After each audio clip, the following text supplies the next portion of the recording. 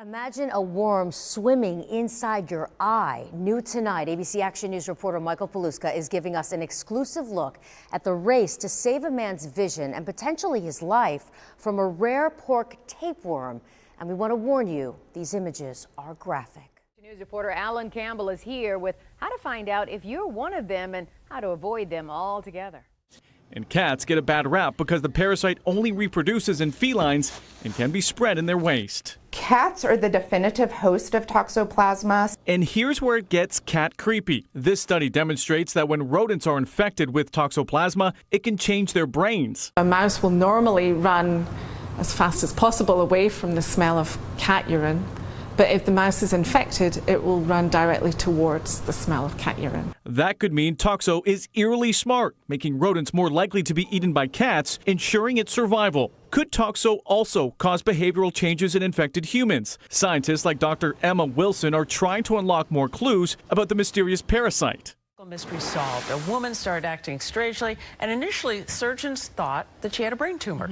But when they opened her up, a surprising find. Eyewitness News reporter Joe Torres spoke to her about the bizarre diagnosis. Third world parasite on the rise in U.S. South.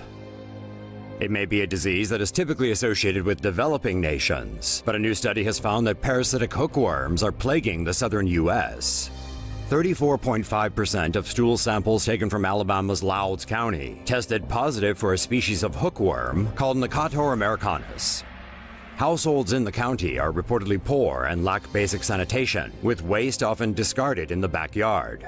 Residents exposed to the raw sewage may become infected with hookworm, which enters the human body through the feet. The parasitic worm attaches itself to the walls of the... Kita beralih ke informasi lain, seorang dokter di Peru gunakan daun kemangi untuk mengeluarkan cacing dari dalam mata seorang pasien. Cacing sepanjang 3 cm itu berhasil dipancing keluar dan ditarik dengan menggunakan pinset. Ia mengeluhkan mata kirinya bengkak ketika berobat di Rumah Sakit Anak Nasional di Lima, Peru.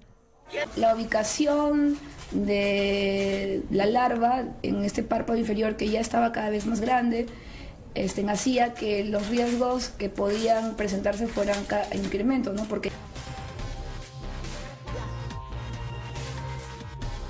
anak itu diperkirakan akan mengalami pemulihan penuh. Hai guys, Assalamualaikum warahmatullahi wabarakatuh. Saya Aninda Kusmawati. Hari ini saya akan menjelaskan tentang parasitologi. Pastinya banyak yang bertanya-tanya, apa sih parasitologi itu? Parasitologi berasal dari kata parasitos yang berarti organisme yang mengambil makanan, dan logos yang berarti ilmu.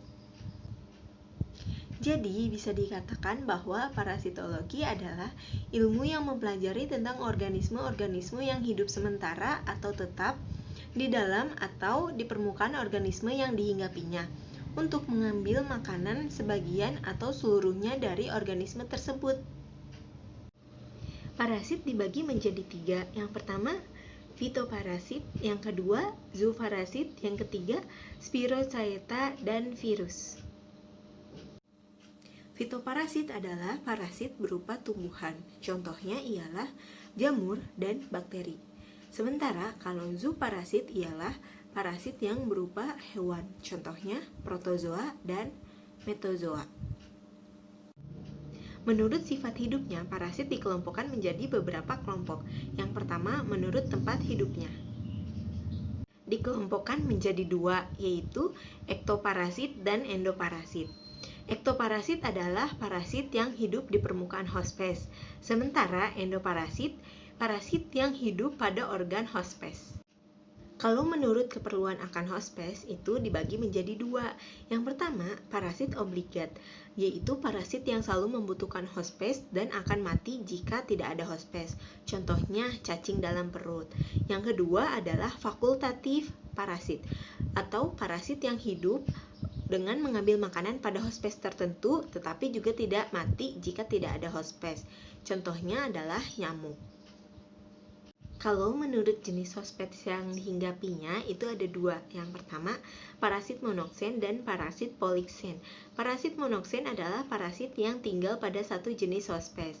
Sementara parasit poliksen adalah parasit yang ditemukan pada lebih dari satu jenis hospes.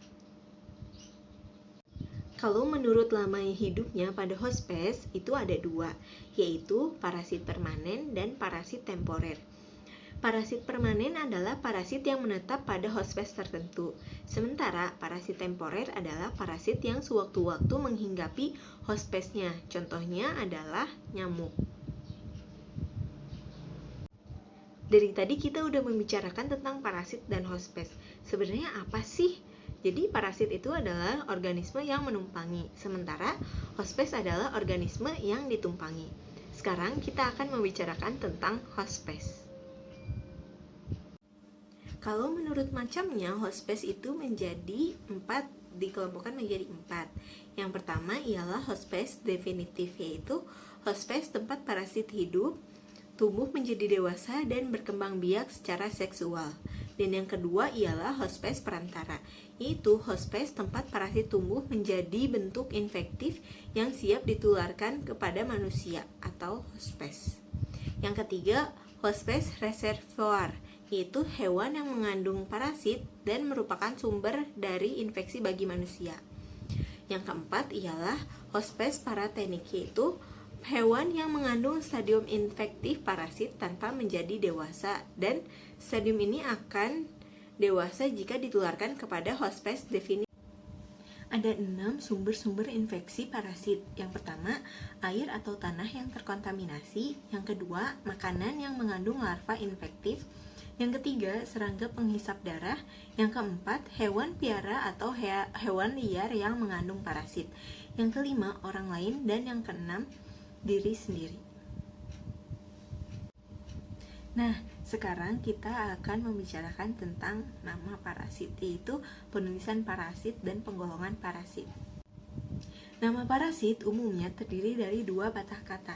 Kata pertama yaitu nama genus, kata kedua yaitu nama spesies. Nama genus dimulai dengan huruf besar, sementara nama spesies dimulai dengan huruf kecil. Sekarang kita ke klasifikasi parasit. Organisme parasit dikelompokkan dalam kingdom, subkingdom, phylum, class, subclass, order, suborder, family, genus, dan spesies. Biasanya pengelompokan ciri dan morfologi atau karakter biokimiawi. Cabang-cabang dari parasitologi adalah hematologi, yaitu serangga, helmintologi, yaitu cacing, dan protozoologi, yaitu protozoa. Infeksi parasit dapat terjadi pada siapa saja, namun resiko terserang penyakit ini lebih tinggi pada orang dengan faktor berikut. Pertama, menderita gangguan kekebalan tubuh. Kedua, hidup di area yang kekurangan pasokan air bersih. Ketiga, memiliki hewan peliharaan yang terinfeksi parasit atau tidak terjaga kebersihannya. Keempat, berenang di sungai, danau, atau kolam yang kotor.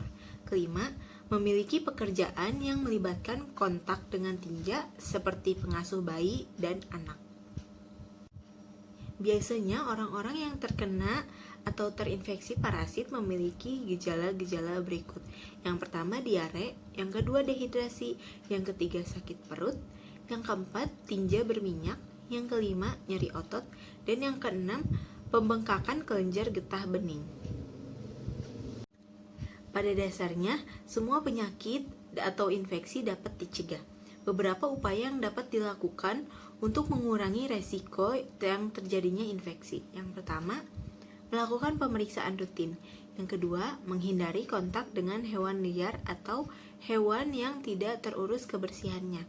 Yang ketiga, melakukan vaksinasi sesuai jadwal. Yang keempat, menerapkan kehidupan seks yang sehat. Yang kelima, menjaga kebersihan. Yang keenam, tidak berbagi pakaian atau barang pribadi seperti sikat gigi, handuk, sepatu, deodoran, seperti itu. Yang keenam, yang ketujuh, tidak jajan sembarangan. Sebaiknya membawa bekal dari rumah agar lebih sehat. Segitu aja video hari ini dan semoga kalian tetap sehat. Sampai bertemu di video selanjutnya. Bye!